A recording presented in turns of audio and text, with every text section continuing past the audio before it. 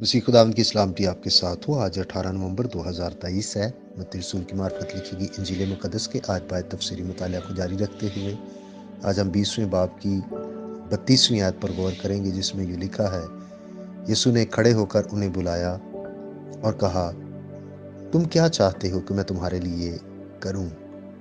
आमीन। दो अंधे जो यीशु मसीह को ऐ खुदावंद इब्ने दाऊद कहकर पुकारते हैं, यीशु मसीह ने रुक कर उनकी दरखास्त का जवाब दिया।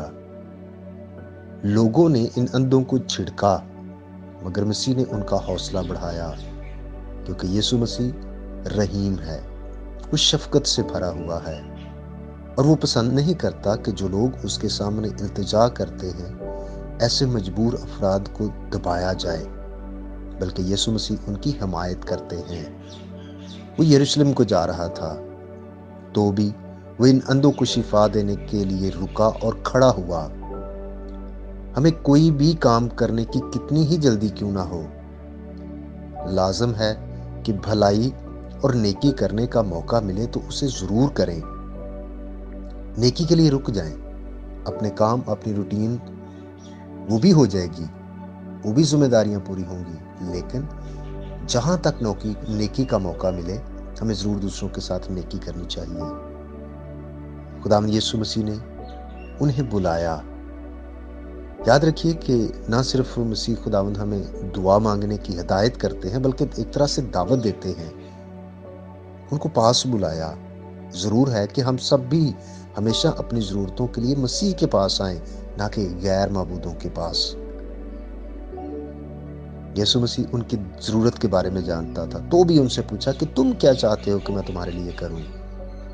गोया मसीह कह रहे हैं कि मैं मौजूद हूं, मुझे बताओ कि क्या चाहिए, वो तुम्हें मिल जाएगा। क्योंकि मसीह खुदावंद का वादा है ना कि मांगो तो तुमको दिया जाएगा। शायद कोई सोचे कि ये बहुत अजीब सा सवाल है, कोई भी शख्स भी बता सकता है कि उन्हें क्या चाहिए। मसीह खुद भी अच्छी तरह जानता था, लेकिन वो उनके मुंह से सुनना चाहता था। वो उनसे जानना चाहता था कि क्या जैसे वो बाकी लोगों से भीख मांगते हैं, अब इनको सिर्फ खिरात चाहिए, या मसीह मौद से उनको शिफा चाहिए। आज भी खुदावंद को हमारी जरूरतों का पता है, लेकिन वो पसंद करता है कि हम उसके सामने आए, दुआ करें और अपनी दरखास्तों को, अपनी इल्तिजाओं को उसके सामने बयान करें। इसलिए हमेशा अपनी ज़रूरतों को खुदावंद के सामने लाया करें, उससे दुआ किया करें। हम अक्सर औक़ात अपनी दरखास्तें दूसरों को बताते हैं कि आप हमारे लिए दुआ करें। ये भी अच्छा है और ये भी ज़रूरी है।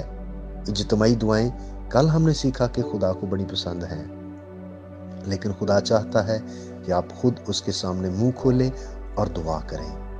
खुदा आपको बरकत दे। हम दुआ मांगें। यीशु मसीह में हमारे बाप, हम तेरा शुक्रिया अदा करते हैं कि तू मोहब्बत से भरा हुआ है, और हम शुक्रगुजार हैं कि जब जब हम तेरी हुजूरी में आते हैं तो हमें निकाल नहीं देता, तो हम सब उससे बेहद प्यार करता है।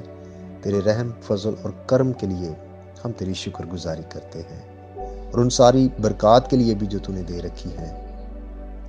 इसके साथ साथ यह खुदा मेरी दुआ है, जितने भाई बहनें, बुजुर्ग और बच्चे इस पैगाम को सुने, उनको बरकत दे। हर तरह की माली, रूहानी, खानदानी, जिस्मानी बरकत तेरे लोगों को हासिल हों। हमें रूह से मामूर कर, हमें रूह की हदायत से चलने का फजल अता कर, ताकि आज का दिन भी और बाकी सारी जिंदगी हम तेरी मर्जी के मुताबिक गुजारें। हमारी कमजोरियों में हमारी मदद कर।